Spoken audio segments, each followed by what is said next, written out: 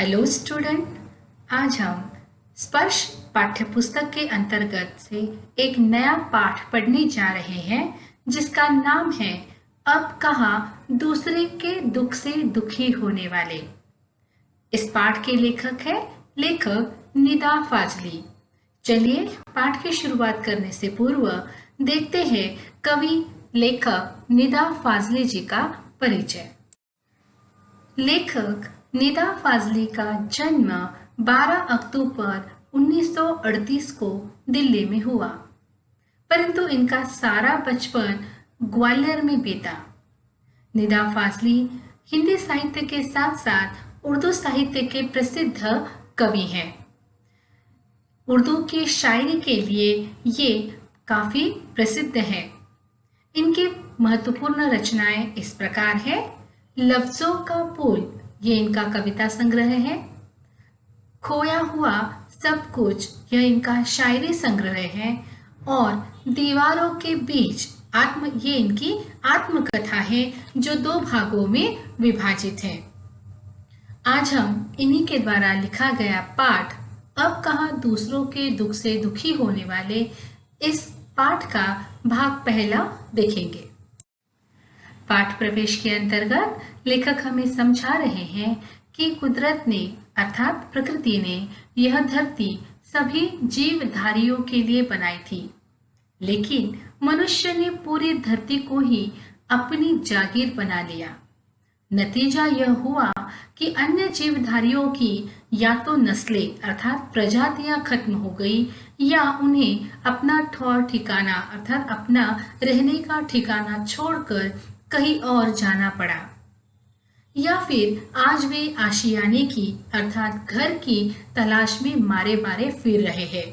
यहाँ अन्य जीवधारी अर्थात यहाँ बसने वाले पशु पक्षी और अन्य प्राणी जिनका उतना ही अधिकार था इस धरती पर, परंतु मनुष्य ने अपनी महत्वाकांक्षा के चलते इन्हें अपनी ही जगह से बेदखल कर दिया।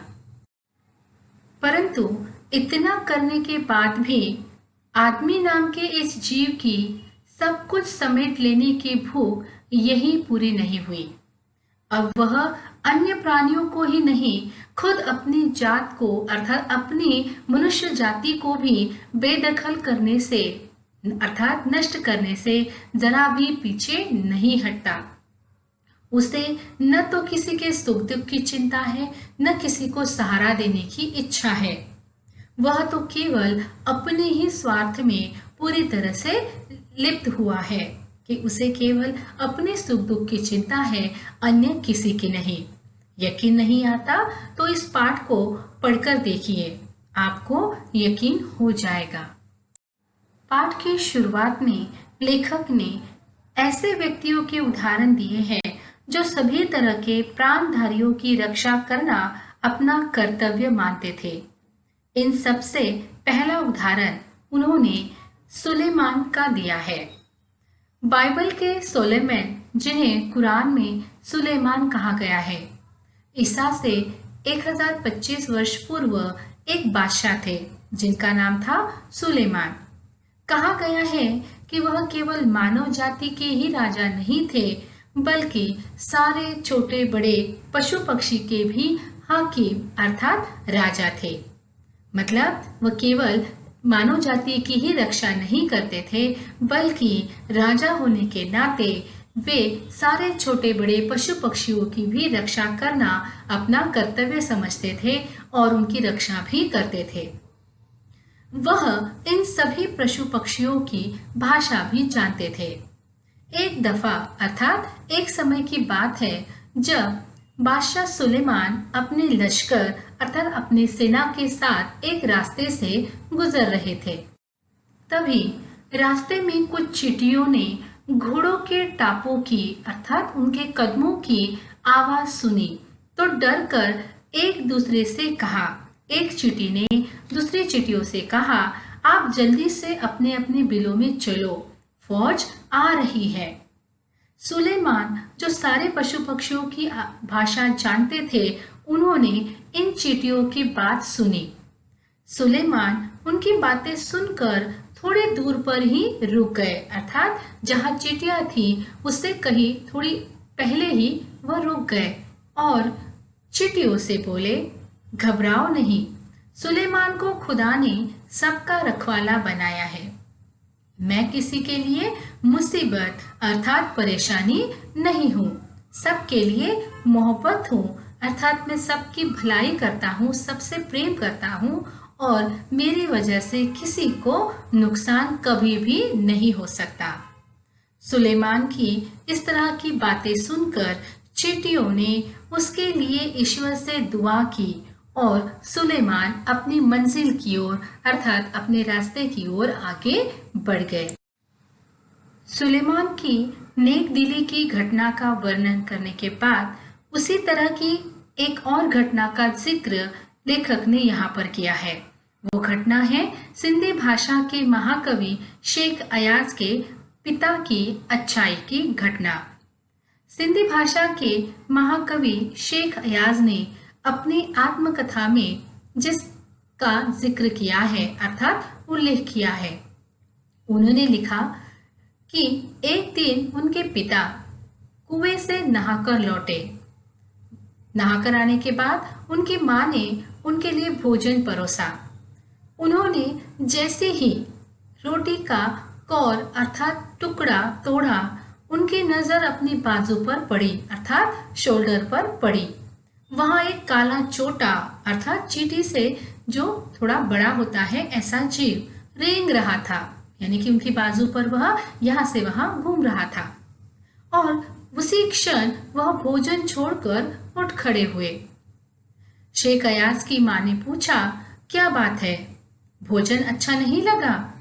शेख अयाज के पिता बोले, नहीं, यह बात नहीं है, मैंने एक घरवाले को बेघर यानी कि उसके घर से बेघर कर दिया है। उसे उस बेघर को कुएं पर उसके घर छोड़ने जा रहा हूँ।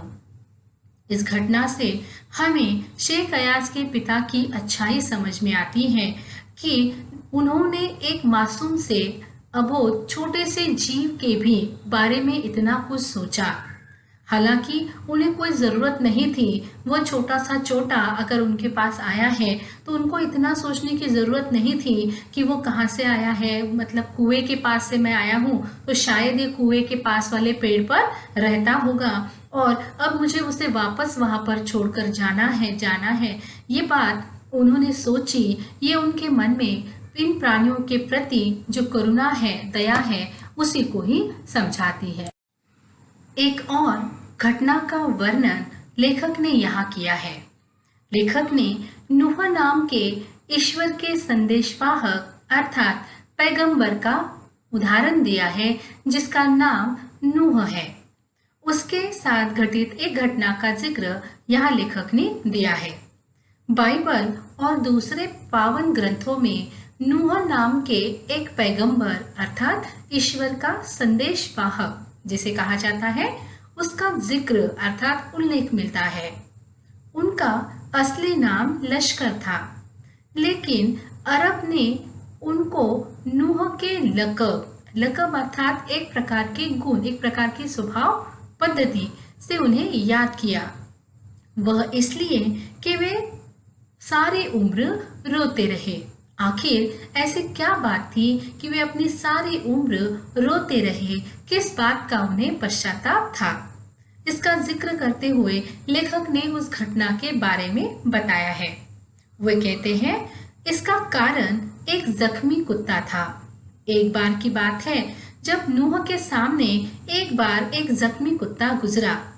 नूह ने उसे दुत्कारते हुए, उसे लताड़ते हुए, उसे डांटते हुए कहा, दूर हो जा गंदे कुत्ते। इस्लाम में कुत्तों को गंदा समझा जाता है। कुत्ते ने उसके दुत्कार अर्थात उसकी फटकार सुनकर नूह को ये जवाब दिया कि न मैं अपनी मर्जी से कुत्ता हूँ, न तुम अपनी पसंद से इंसान हो। हम सबको बनाने वाला तो वही एक ईश्वर है, अर्थात ईश्वर ने ही मुझे कुत्ता और तुम्हें नूह बनाया है अर्थात लश्कर बनाया है, इंसान बनाया है।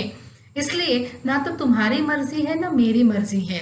इसलिए ईश्वर ने जैसे जैसे बनाया है उसको वैसे ही अपने आप को स्वीकार करना होगा और एक दूसरे को इस तरीके से दुत्कारने का किसी को कोई अधिकार नहीं है। आज तुम मुझे कुत्ता समझकर दुत्कार रहे हो, पता नहीं अगले जन्म में या तुम किसी जन्म में क्या हो। इसलिए किसी को भी किसी के साथ इस तरह का व्यवहार नहीं करना चाहिए। कुत्ते की बात जब नूह ने सुनी तो वह बहुत दुखी हो गए और मुद्दत तक अर्थात एक लंबे समय तक अपनी इस मूर्खता भरी कही हुई बातों के लिए वह रोते रहे और इसीलिए उनका नाम लश्कर से नूह पड़ा। यहाँ पर लेखक ने महाभारत के एक प्रसंग का भी वर्णन किया है। उन्हें वे कहते हैं कि जब युधिष्ठिर का अंतिम समय आया तो अंतिम समय तक उनका साथ उनका एक कुत्ता ही निभाता रहा जो प्रतीकात्मक रूप में उनके साथ था। सभी ने जब उनका साथ छोड़ा, यहाँ तक कि उनके भाई और द्रौपदी ने भी उनका साथ छोड़ा, तब भी वो कुत्ता ही उनके साथ रहा। मिट्टी से मिट्टी मिले खोके सभी निशान, किसमें कितना कौन है कैसे हो पहचान। लेखक ने इन पंक्तियों के माध्यम से यही बताया है कि उस ईश्वर ने हम सभी प्राणधारियों को एक ही मिट्टी से बनाया है। यदि सभी से प्राण निकलकर वापस मिट्टी बना दिया जाए तो किसी का कोई निशान नहीं रहेगा जिससे पहचाना जा सके कि कौन सी मिट्टी किस प्राणी की है। अर्थात यहाँ पर हमें किसी को किसी के बारे में कोई गलत बात नहीं करनी है और ना ही व्यक्ति को अपने व्यक्तित्व पर घमंड करना चाहिए, क्योंकि यह कोई नहीं जानता कि उसमें कितनी मनुष्यता है और कितनी पशुत्वता। प्रस्तुत पाठ्यांश पर आधारित प्रश्न चर्चा इस प्रकार से है।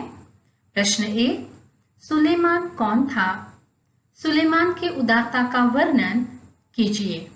प्रश्न 2, अरब में लश्कर को नूह के नाम से क्यों याद करते हैं?